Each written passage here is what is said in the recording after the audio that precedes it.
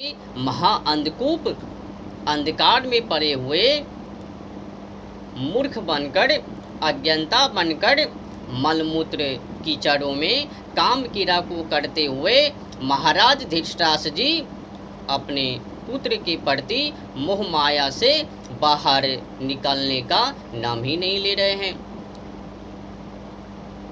अपने पुत्र के प्रति मोह माया में फंसकर अब कोई ऐसा ठोस विकल्प चुनने का नाम ही नहीं ले रहे हैं। सत्य के प्रति या फिर बड़े ही महान विद्वान धर्मात्मा पंडित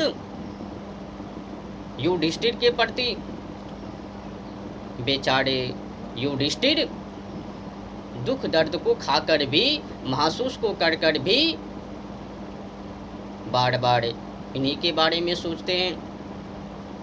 और ये अज्ञानता मूर्ख मानव महाराज धृतराष्ट्र जी उनके प्रति द्वेष भाव।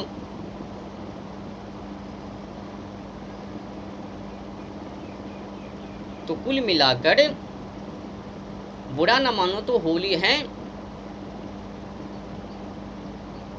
महाराज धृतराष्ट्र जी को मोह माया से बाहर निकालने के लिए बड़े ही महाअंधकूप अंधकार से बाहर निकालने के लिए सर्वप्रथम पहले संजय गया।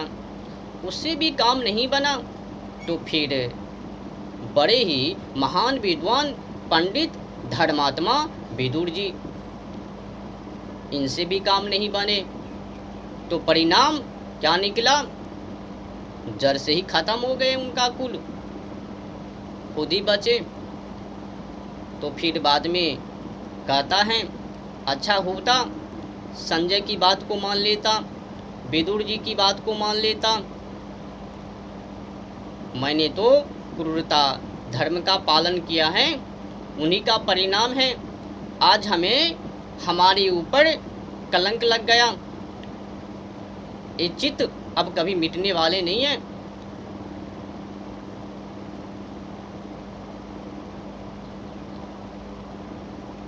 अगर विदुर जी का बात ये महाराज धृतराष्ट्र जी सही समय पर विकल्प के साथ सुन लेता, बात को मान लेता तो फिर ये परिणाम अपयश ये तो नहीं प्रदर्शन होता। पर क्या करे महाराज, बुद्धि ही भ्रष्ट हो चुका था। इससे तो संकेत भी मिल गया।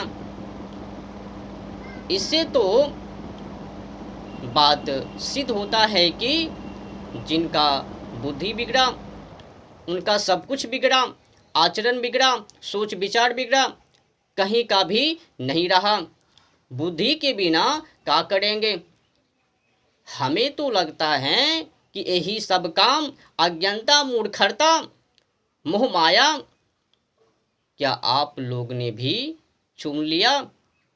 ये जो जानवर पंछी को खा खा कर क्लाइमेट की दशा खराब कर रहे हो, जलवायु और ओजोन परत की दशा खराब कर रहे हो, जिनको आप लोग, जिस जानवर पंछी को आप लोग मांस समझ रहे हो, उनको भक्षण कर रहे हो, ये अज्ञानता आपका उन्हीं का है।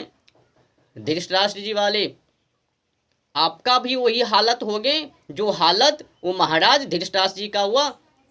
आप जिनको खा रहे हो अज्ञानता पूर्वक, जीभा को संतुष्टि करने के लिए, जिनको आप, जिस जानवर पंछी को आप मांस समझ रहे हो, मांस समझकर उनको खा रहे हो, निर्दोष जानवर पंछी को, पता है इनको काटकर खाने पर इनका परिणाम क्रूरता क्या प्रदर्शन हो सकता है। अभी तो 43 से लेकर 49.9 तापमान डिग्री ही, इतने में ही बड़ा उपकरण दिखने को मिला। वहाँ पर पुलिस गिर गए, मर गए गर्मी के कारण। जब यही प्रदर्शन 60 डिग्री पर चले जाएंगे तो फिर क्या वो मांस खाना, भक्षण जो कर रहे हो वो काम देंगे?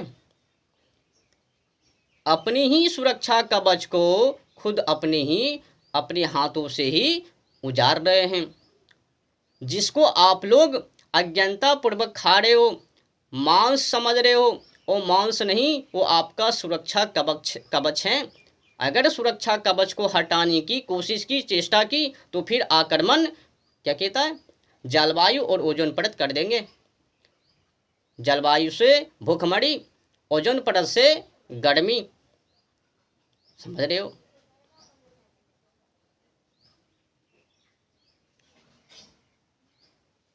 तो अज्ञानता से बाहर निकलिए।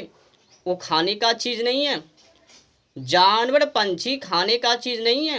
उनको सुरक्षा करने की,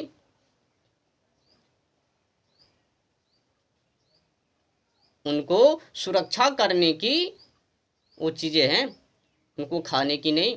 वो सुरक्षा कवच है आपका। अज्ञानता मत बनो, ठोस विकल्प चुनो। वही वाले काम आप लोग मत करो जो काम को महाराज धृतराष्ट्र जी ने किया। विदुर जी ने, संजय जी ने उनको बार बार समझाया कि महाराज आप कोई ठोस विकल्प चुनिए। युधिष्ठिर इस समय आपके हित में काम को कर रहे हैं, दुख दर्द को भोग कर भी, और आप उनके प्रति द्वेष भाव कर रहे हो, उनको वंचित कर रहे हो। कुछ तो गांव दे दो। पर का अज्ञानता। तो क्रूरता करोगे तो परिणाम भुगतना ही पड़ेगा ना। ये जो आप लोग जानवर पंछी को खा खा कर प्रदर्शन कर रहे हो कि मैं अपनी भूख को मिटा रहा हूं, वो हमारा भोजन है, उस समय अधिक दिन नहीं है, जल्द ही देखने को मिलेगा।